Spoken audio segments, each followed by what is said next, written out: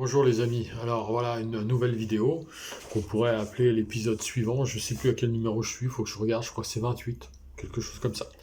L'histoire de ma vie d'artiste professionnel. Alors j'ai commencé le charango, je vous l'ai dit, dans les années fin 70, 76 précisément, et j'ai pris des cours en 78 avec Jean-Michel Kerr, Los Chacos, le maestro Jean-Michel Kerr.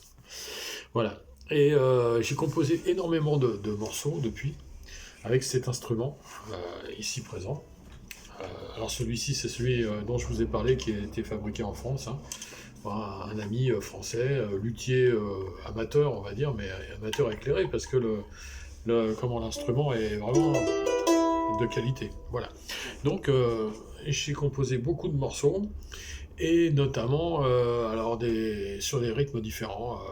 Beaucoup de huayno, beaucoup de morceaux en 6/8, des bailecitos, des chacareras.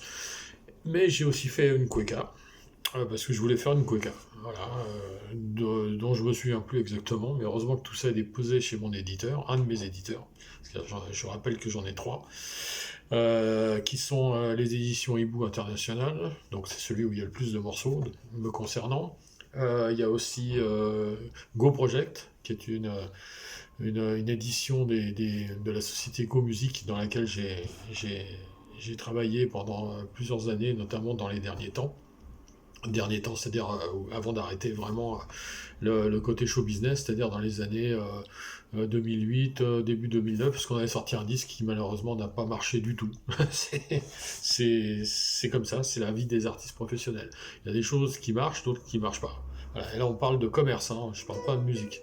Parce que musicalement c'était plutôt pas mal, mais bon, voilà, ça n'a pas fonctionné. Problème de médias, problème de trouver les bons créneaux, avoir les bonnes personnes à contacter, c'est compliqué, hein, vraiment c'est compliqué. Et avoir le réseau qu'à l'époque, le producteur que j'avais, donc le dernier que j'ai eu, n'avait pas vraiment les réseaux, donc c'était un peu compliqué. Bon voilà, mais il a fait ce qu'il a pu, il a mis des sous, beaucoup, notamment dans le clip que vous avez dû voir déjà pas mal de fois, puisque je l'ai présenté plusieurs fois sur YouTube. Donc enfin il est visible sur YouTube gratuitement évidemment. C'est donc le clip Los del Sol Soy Guapo, qui est très drôle je trouve, parce que c'est déjà le titre Soy Guapo en parlant de moi, c'est quand même assez marrant, mais c'était fait exprès, hein, voilà, et on avait fait tout un truc là-dessus, et donc ça a coûté très cher, hein, cette histoire-là.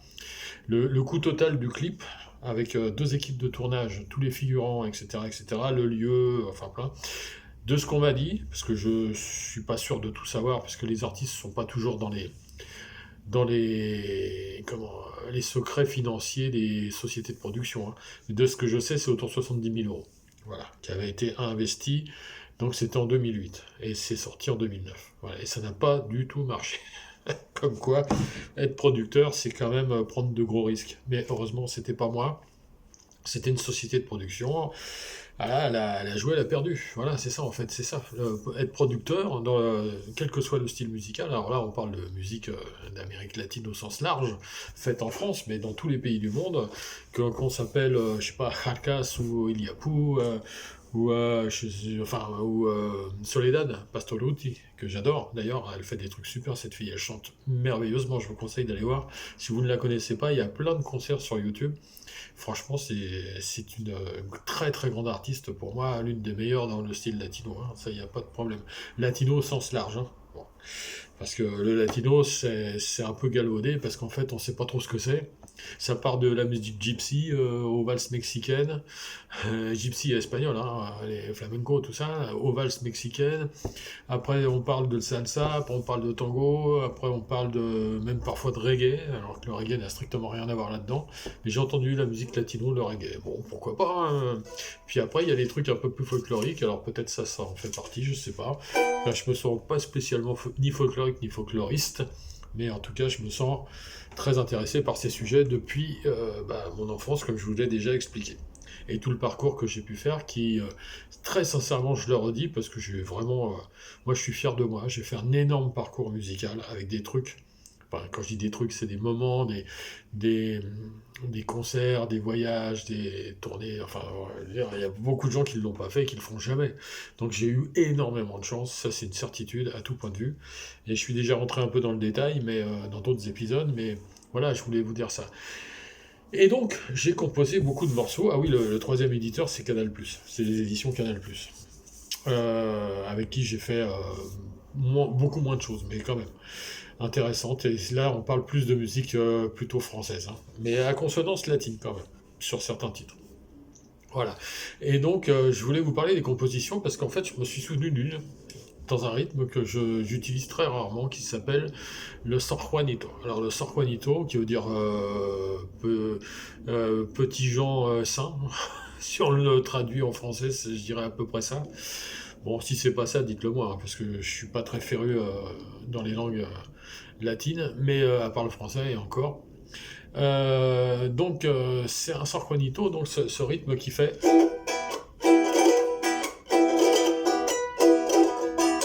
etc. Hein, tout le monde, enfin tout le monde, j'allais dire tout le monde connaît, non.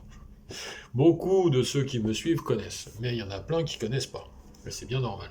Alors j'avais composé un titre qui s'appelle Entre Paris et Otavalo. Pourquoi pas? Parce que Paris c'est ici, hein, c'est à côté, et Otavalo c'est une des villes principales de l'Équateur, donc du pays l'Équateur.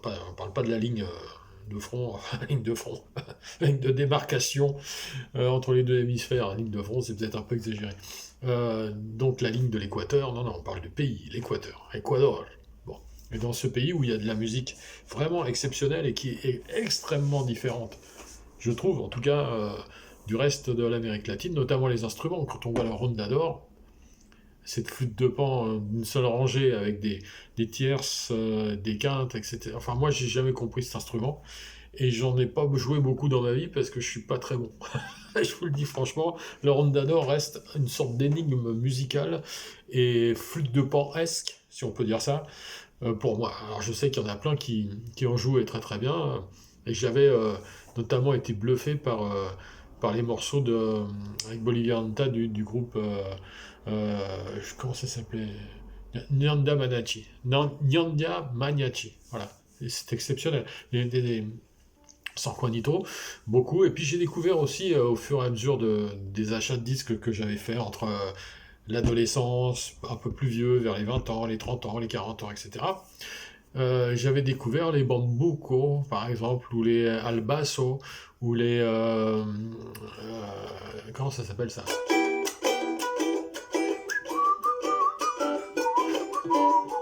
Les bomba d'Ecuador.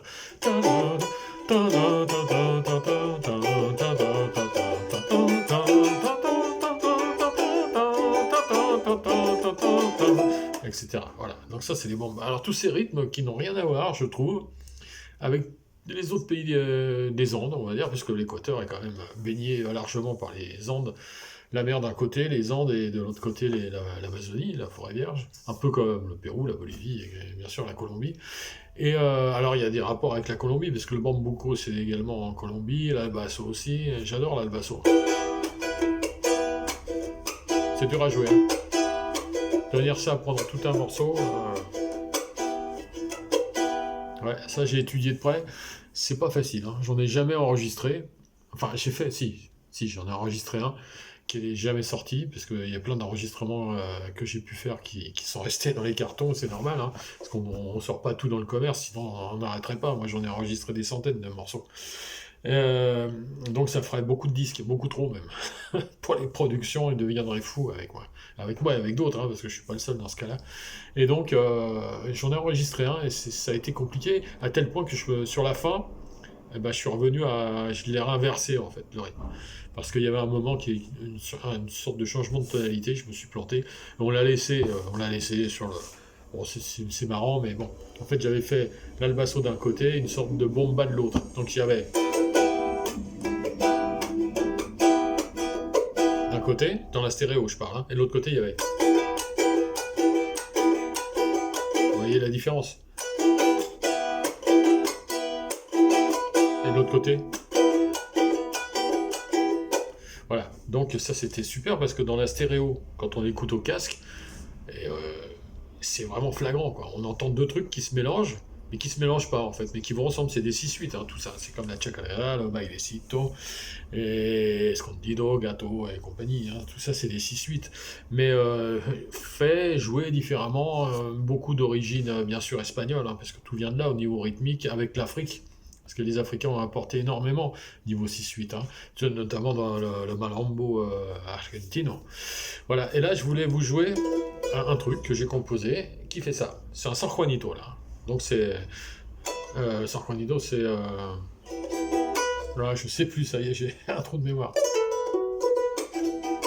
Voilà, c'est ça. On finit par se mélanger avec tous ces rythmes.